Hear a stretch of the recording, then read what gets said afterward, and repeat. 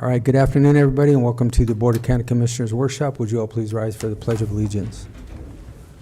I pledge allegiance to the flag of the United States of America and to the republic for which it stands, one nation, under God, indivisible, with liberty and justice for all. Woohoo, here we go. All right. I see we have our superintendents. Don't sit down. Come on up to the front. I catch as you walking in. Or representatives. I shouldn't say that. I think we're all superintendents here. Correct? All right. So again, just like we do annually, I don't think you have ever been part of this, but you've probably heard of it. Per the statute, we do have to have a conversation with you as far as the statute states for the secure rural school funding. As it's broken out, 25% is given to the schools, 25% to road and bridge, and 25% is within our discretion. Last year, you all decided just to separate it just the way it typically was per capita, basically. So obviously RE1 gets the most, Mancos I think second, and Dolores, however. And that's what this shows right now up on the screen, if you guys can see that. So what it would show is RE1 receiving $38,002.79, Dolores 9573.22, and Mancos 6969.60. And that would be your 25% allocation. Okay? Is that, obviously, I want to say 3 or 4 years ago, you guys had the conversation of, between you were going to decide whether one district would get it all or not. So basically, this is where we start this conversation. If you guys had the opportunity to have a conversation, and if not, we can have it now. We have, and we're comfortable with this distribution for this year. Okay, when you guys talk, if you would pull those mics as close to you as you can get them and turn them on, and then turn them off when you're done speaking. That way the public can hear you, because we are live. Great. This is Todd Cordry from Mancos School District. I'm the superintendent, and we've had this conversation, and we are comfortable with the per pupil distribution for this year. Okay. I agree with that. Tom Burris from Cortez. Okay. I'm in agreement as well. Dolores School, Lisa Reed. Okay. All right. Well, then we also have to have the conversation of the 50% that's discretionary. Last year, we gave that 50% to the schools because we didn't have any special projects with the roads. The year before, we kept that discretionary funding because we needed to fix the intersection at County Road G and 23, the airport, where we had that. It really wasn't a Realignment. So we kept the funding to fix that realignment and then to get that road paved down there. So that's our next discussion, is the other 50%, because that's our discretion. We can keep it. We obviously have, our road superintendent has already sent us some request, because we have some chip seal projects, road striping, and blade patching that we need to do in the amount of $185,500. Obviously, our road superintendent takes care of all of the primary, like in the wintertime, any of the plowing, all the school bus routes, that gets done first. So we do work in cooperation with the schools to make sure that the roads are passable for all of the school system and the buses. Any questions? No questions. Commissioners, you have questions for them? Just a statement. So I gave these big raises to people to get our teachers to $40,000. I'm $1.8 million in the hole, but we're going for a mill levy override to try to improve even further our teaching salaries. We have a hard time, as all of us, attracting people because our pay is so low comparatively. Shiprock, Durango, all that kind of stuff. So also, I live in Mancos, and so I look at what Mancos gets, and then I hear you about the roads. I live on Road 42 up to Transfer Park, and you guys maintain that really well. And so your road guy, I really bow to him. They've done a great job keeping our roads open at the worst time of the year.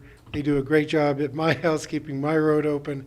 So I'm all for you guys doing what you need to do with roads. Okay. Well, and I appreciate that. And I think, I mean, equally, we're all in the same situation, whether it's the school district, whether it's the county. We all have disparities when it comes to wages. When you have a county to the east of us that's twice our size, that has a sales tax, and that has a lot more money, and they do pull a lot of resources from us. So Sure. we all fight some of the same battles. So at this point in time, I think with the emails, like I said, last year we gave that 50% discretionary to the school districts. The year before we kept it, and this year I would like to keep it for the roads, and that would be specifically designed for chip sealing, road striping, and blade patching. And commissioners, you guys all have the same email in front of us that I have. The Title III money, which is emergency management, this year we're looking at that, and that will probably go into the dispatch center. That's what it's looking like right now. Questions? A little bit different approach to things, but this emergency dispatch money, it brings up a question. You guys having any trouble communicating amongst yourselves in the schools in case we have lockdown emergency procedures or anything like that? We have had some trouble, but we're working with Jim really closely to mitigate those problems. Okay. In fact, I came from an emergency meeting of all of the folks this morning. We're running that all day long, so I'm absent for a little bit of that. But we are working together very well. Okay. Technology is, for me, technology is always a problem. But I think our guys are working on it really hard. In addition to that, this is Todd from Mancos. Our walkie-talkie system are through the what's called a SAFER grant connected to the communications center. So in case of Right. emergency, we are able to directly communicate with dispatch as far as well as emergency services. Okay. I think Dolores is in the same boat. We really haven't had a lot of communication issues in the past, and I think our tech is on top of it when there is. Good. Thank you. Okay. Well, like I said, this is the only time of year that we get to see all of you together. So do you have any other questions Yeah. or anything that, from us that we can answer? I appreciate what you guys do to keep everything rolling, and I know how hard it is. So thank you. Thank you. Appreciate Thank you you. guys. All right. Well, the way we'll make this decision tomorrow, obviously, we're just talking about it today, but this is basically the way the allocations will be set for the 25% for the schools, and the 75% would be kept for Montezuma County for roads, road and bridge department. So, all right. If you have no other questions, you are free to go, I guess. Thank you for, enjoy the rest of your summer. Thank you. Appreciate it.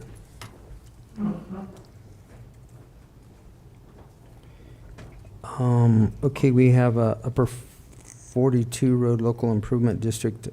I guess I don't see Floyd Smith here, but I guess Ian, do you want me to wait? Can we pass this on or go by it or? He's supposed to be on WebEx was the plan, or Zoom. What do you need? Start the Zoom for Travis. I'm getting it. You know how to use Zoom? I can wait a minute. We'll go beyond it right now and we'll take care of some Okay. other I stuff. didn't realize the Zoom was not up and running. I'm sorry. Yeah. Okay. We'll go by it. Okay. We've got some time. So I will go down to a election security grant. Ms. Percell and Mr. Dobry are both here, so I will bring them up.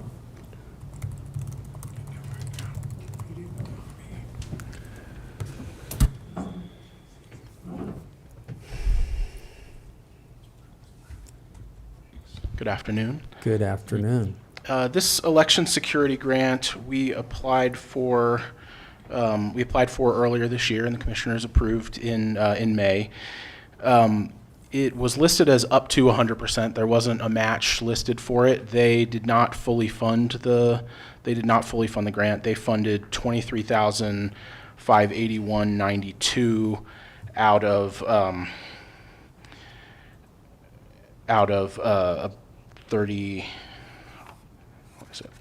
about $31,000 for the total project.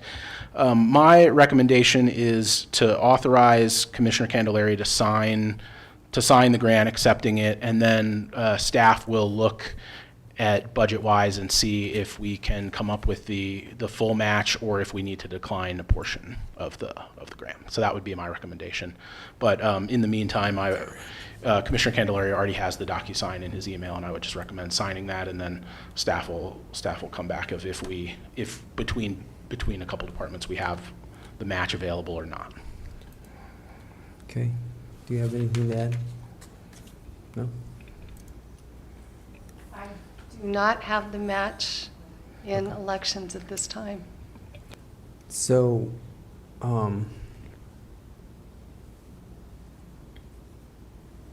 question? No, we're probably gonna have to put some more in her budget anyway because of What? the potential of a special election coming up. We could possibly have a potential special election coming up. We've also just completed the recount. And we've already, when I did my budget at the beginning of the year, I was planning a certain amount per election, and additional legislative requirements have upped each one of those elections about $10,000 to $12,000. So we're going to be So stretching. that's already gonna change. Yep, Yeah. yep. The one last thing I did want to highlight is just that when we applied for this, we applied for items that are going to be expenses that the county will have to pay for either eventually or now anyway. And basically the idea was to have the Secretary of State's office and the federal help pay for part of it, or ideally all of it. It turns out it looks like it'll be part of it. So that would be the one thing I would keep in mind, is that these are all expenses that the elections office and IT need in general. So they're either we kind of accept this grant now and the state helps pay for it, or we will end up bearing these expenses anyway. So our local match is the 94. It is. 32. Yeah. Yes, yeah. Yeah, $94,32.11 is the match. Okay. And the other thing that I wanted to mention, that though my budget shows where it's at, it does not include all of the reimbursements that we receive for each election. So it shows that it's, we're really on the edge there, actually off the edge there, but we do have some reimbursements that don't show with But it. you have a rope. Yeah. Just because you're off the edge, you have a rope. Yeah, I'll go with that. It might And so be a- Robert, sorry. No, I was just gonna say it might be a thin thread, but. Yeah. So just so I'm clear, just from the paper that was in our packets, it's not clear to me what happens if we don't find the funds to match. Does this just go away? There's nothing attached? No, if we don't? exactly. If we don't, we would decline. I would just speak with the grant funder, and we would decline a portion of the Okay. grant. Yeah. Yeah, I think that's just a super important clarification to make. And again, I didn't see that in the forms that I have. And Yeah. so, I you know, think if you- originally in the first presentation, when we accepted the grant submission application and we signed that to submit the grant, I think that was kind of specifically delineated at that point in time that, we were trying to get 100% of the funding. Yeah. Basically, but I did clarify then, it is up to 100%, which clearly does, and in this instance, does not mean 100%. We so. did not get 100%. Yes. So yeah, just our match Just would don't be wanna 94. You just don't want to tie yourself into something and then all of a sudden not have the funding. Anything else? It's, I'm not used to looking at you from this, Yeah. I thought you were going to sit up there. yeah, I'm used to you looking at you over here, Yeah, so. could you turn this way? There. All right, anything else? Thank you. All right, thanks, guys. Okay, do we want to go back up? On if you want to.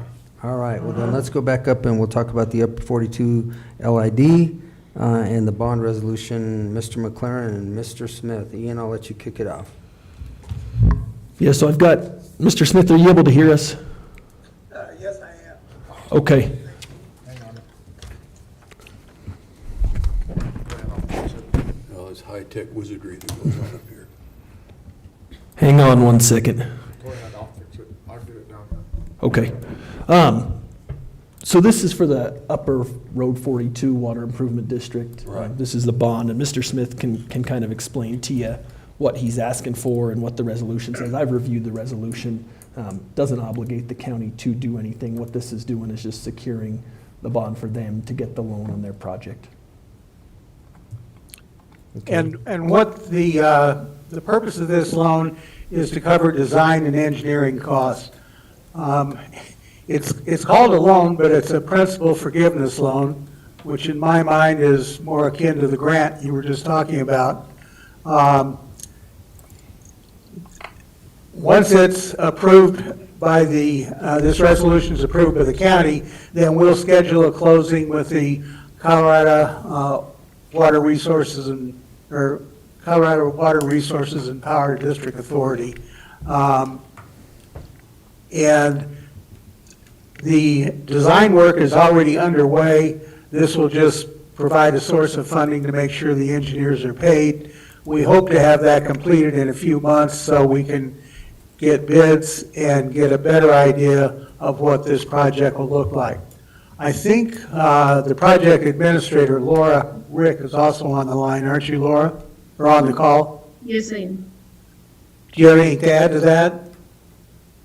Other than the engineer had mentioned to me, they're probably at about 80% design right now. We're just waiting to have an environmental assessment completed, and Bud is also working on a contract or an agreement with Mancos Rural Water Company, and these are all pieces of the puzzle to complete our project needs assessment, which is a requirement by the state to move forward with the actual larger loan, which is the actual loan, not a grant, for the construction of the project.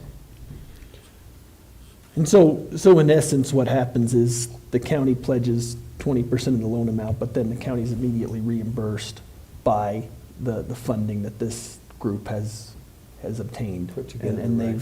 they've provided a promise that funding has been secured, and so the county's not obligated for anything. We're getting full reimbursement. And so, I mean, I'm very comfortable with this moving forward, and I think that, obviously you can't make decisions today, but this resolution will be in front of you tomorrow.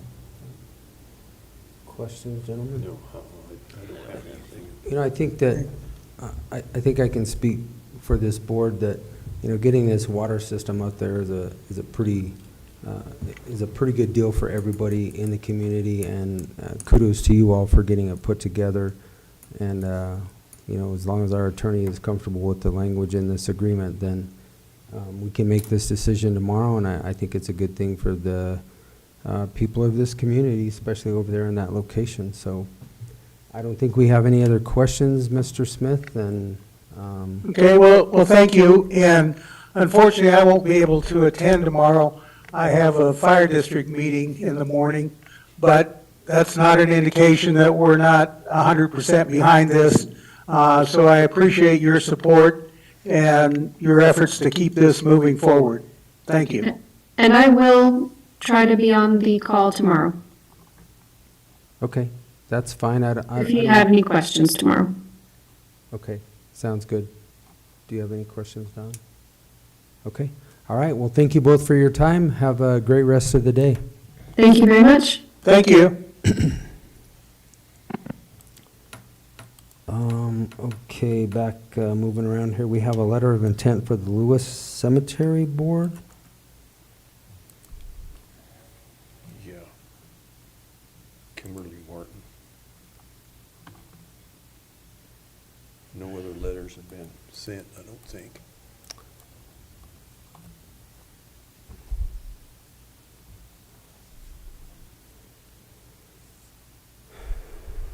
So, Ms. Martin's been a member since 2002, Yeah. and evidently her term expired without her knowing, and so she's just applying for reappointment. so would this be for a 6-year appointment also, Ian? I don't see that in there, or do we have that? I know Kim just left, but we can find. Yeah, out this is tomorrow. a, this is a Would be six, a- this is a 6-year appointment. Yep. So I think that's all we have to have for this. And then the only other thing, because of other emails and criteria that we've had come in front of us, as far as boards, do we need to provide training as a, I mean, Yes, we do.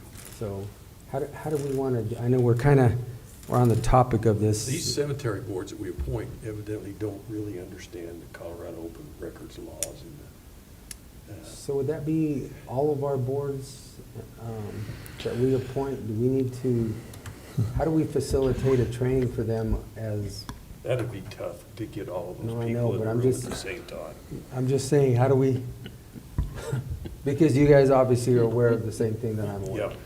Well, so most of these boards have a chairman, yes.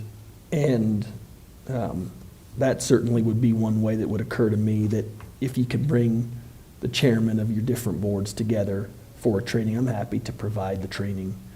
We could do it, we could even do it on an evening sometime, similar to what I did for our Planning and Zoning Commission back a couple months ago. I'm not sure, I can work with Travis to get an email together, and obviously I don't have contact information for all the chairmen, I don't even know who they all are. But, Right, and I guess that's the only reason I bring this up, is since we're looking at a board that the commissioners have to appoint, it brought it to Yes. light that we've all heard about. Yeah. So I think it would be prudent for us to try to provide some kind of training, at least for the chairmen of the boards, to have some kind of formal training, because they really should know how to conduct it. Yeah.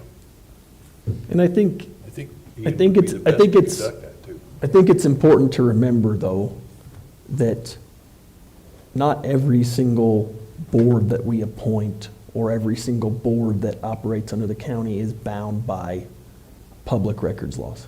Yeah. Correct. And so it really depends on what functions that board is carrying out at a specific time, or what functions they carry out generally. Because, I mean, we certainly have some positions, advisory committees and different things that you Right. guys appoint to that are in a different position than certain other boards in the county. And so, certainly I think it's important to understand, listen, I think it's always educational and helpful for people to understand public meetings laws. And some of these boards absolutely need to understand public meetings laws. But when we bring these individuals together, for some of these individuals, it's going to be more educational than anything. And I think that's a what I'm key point to asking make is, too. the education is the key to all of them being successful. Yep. So if you will work with Travis, if that's okay with you guys, as far as the direction, just to try and get the chairs and at least have Notify the chairman, they can bring whoever they can bring, and a 101 training of just like what you did for planning and zoning. Yep. yeah. Okay. Okay. All right, with that, back to what we're talking about here is this, do you guys have any questions or issues or comments? No. Okay, we can make this decision tomorrow? Yeah. Commissioner? Okay. All right, thank you, Ian. Just to put more on your Yeah. plate. No, that's fine. I can do that. All right, now we're going to Dustin. The first one is the Annex 1, HVAC bid presentation.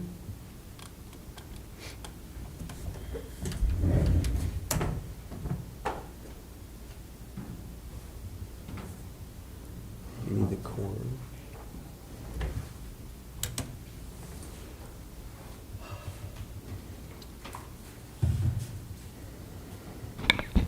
afternoon.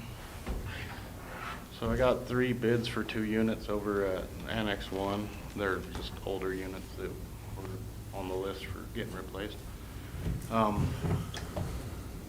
My recommendation would be probably Win Air out of Grand Junction again.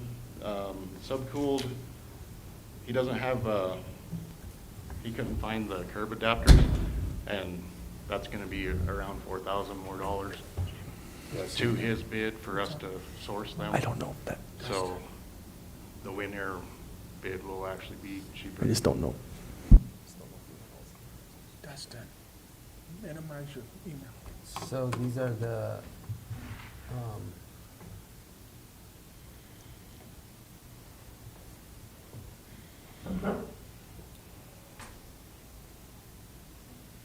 so you're at 28,000? Winner out of 28,203? 17,794 without tax. They're 19,233.84 with tax. But we just did our credit application with them and got it approved, so we should have the tax taken off of that also. Okay, I didn't touch it. so we only had two bids? We had Farmington Heating and Metal, Win Air, and Subcooled Heating and Refrigeration. Yeah. And Farmington Heating and Metal gave us 2 options, either train units or carrier units. The carrier units were more money than the train units. Train's what's on that building already. I don't know if one's really any better than the other. When they break, they break. So Okay. But it was considerably higher than Win Air. yeah. And they're all consistent with a 5-ton rooftop? Yeah, the train units from Farmington Heating and Metal and Win Air were the same model numbers.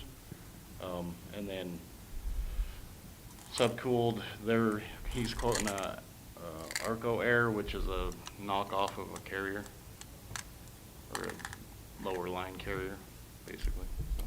Okay, so your recommendation is to go with Win Air? Yeah. Okay.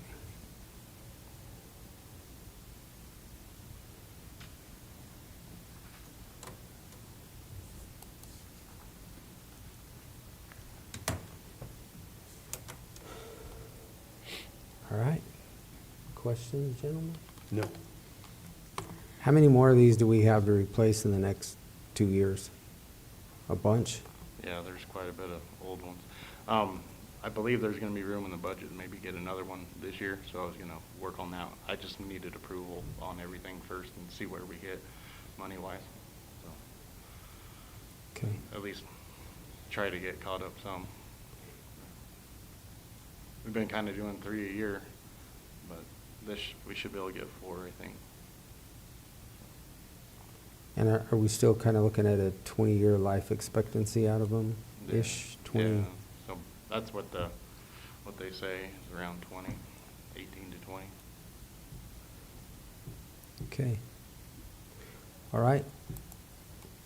Very good. And then I guess, Mr. Dobry, are you going to join up here with the next one? So we actually have a generator grant bid opening. Just give a quick, I can just give a quick recap on that.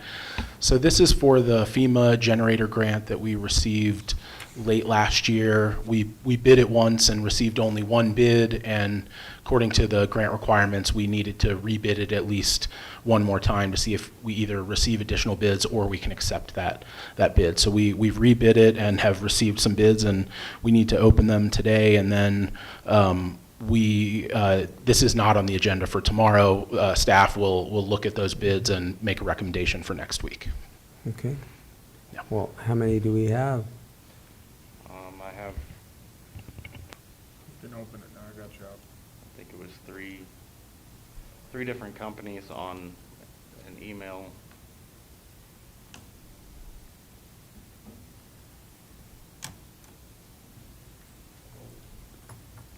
While you're doing that, should I just open the physical one? Sure. And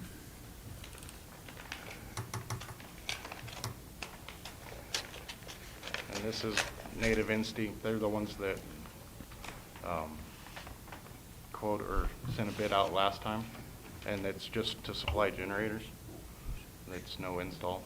There's two different RFPs. One's for supplying the generator, and the other one is for the installation. So this is just to supply the units. Yeah. So we have 4 different units here. Yeah. There's Okay. Annex 1, Annex 3, the coroner's office, and the fairground. All right. So they're 132,087.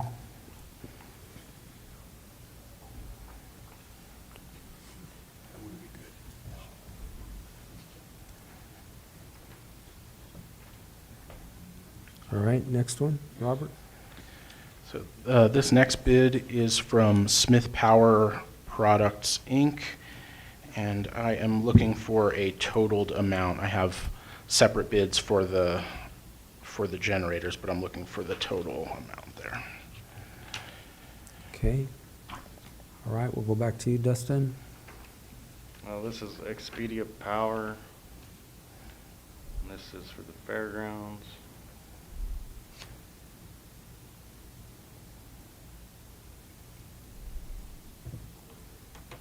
So they have them broken into 4 separate. Yeah.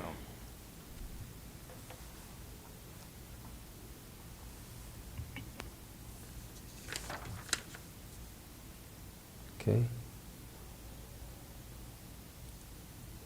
I'm assuming they bid all 4? Yeah.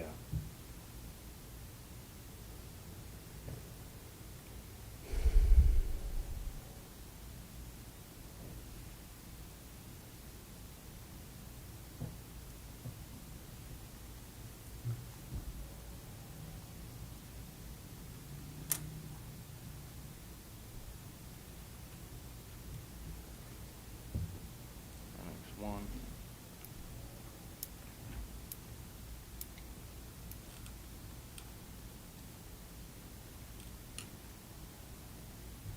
Okay. So we have, right now, we have Native Instinct, Smith Power Productive Incorporated, and Expedia Power. Can you total up the 4 of those and then give us a total, Dustin? So the total for the Smith Power Products, Inc. is $180,467. Is that with or without install? That is for the generators, just for the generators. Okay.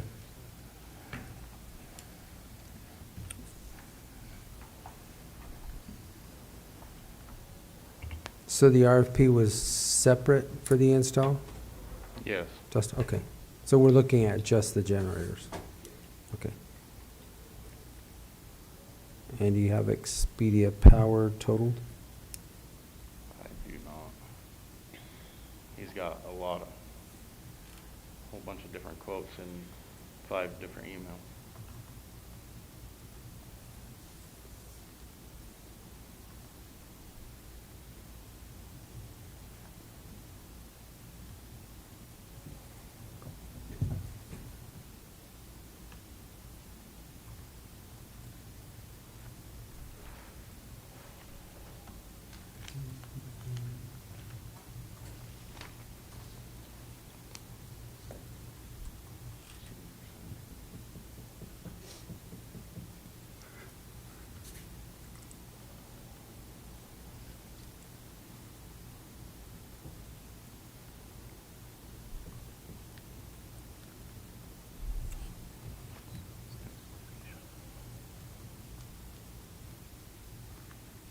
Those three are about $85,000 right now. Is that what you have?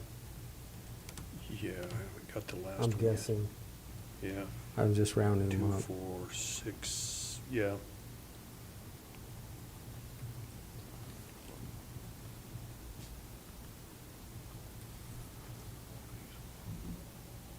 No, the big one. That's the generator. So he has install and generators.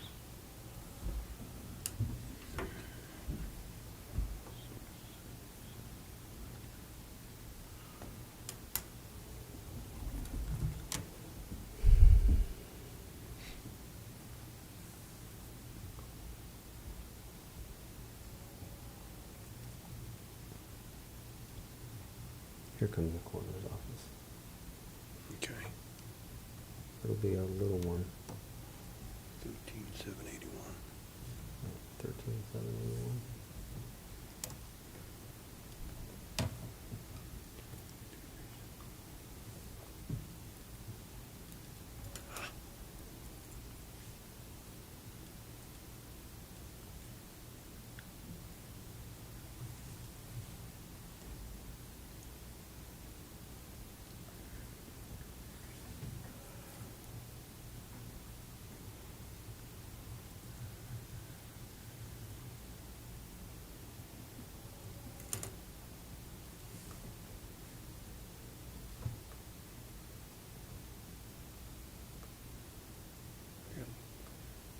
Roughly 97,980, 98,000.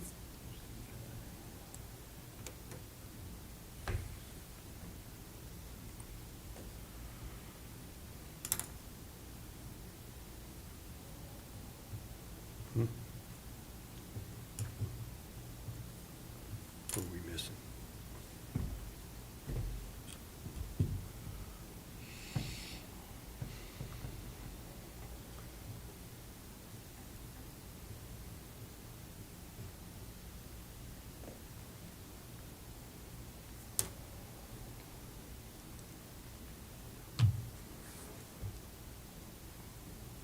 Do you have any others or just those three?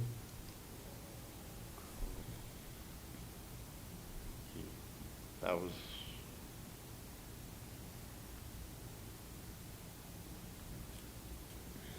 that's it, Brian Clark and Expedia Power, Native Instinct, and then Smith Power. Smith Power. Okay. So at this point in time, if my numbers are correct, Native Instinct was around 132,000, Smith Power Products was 180,000, and Expedia Power was just under 100,000, and that was for the generators only, Yeah, correct? there's no install in these. There, the Expedia has install in theirs as well. But But those it's a are, separate bid, right? Yeah, Yeah. they're two different yeah. Okay. quotes. That's why I Okay. have to So- sort through it. It's hard to say that we have an apparent low bidder at this time until you guys evaluate them. Exactly. Those are the three bids, and we'll evaluate them and give the full detail of what's included in all The those bids. breakdown. But those three bids arrived on time and have been opened as part of this process. And meet the qualifications of the RFP? As at least so far. I Okay. mean, we'll review. Right. We'll review, and if there's any issues, we'll bring that up at the next Okay, meeting. well, at least we had three bidders, so that's good. All right, well, whenever you can get them evaluated, bring them back to us, and then we can discuss it and make a decision following. Great. Thank you. All right, thank you, guys. And Dustin, on a side note, our EV charger over at the Annex seems to be giving away the first 4 hours now. Yeah, that's how it was set up when Chuck was here. Do you want to change that? Yes, please. Well, just the regular hourly rate from the Yes. get-go? Okay.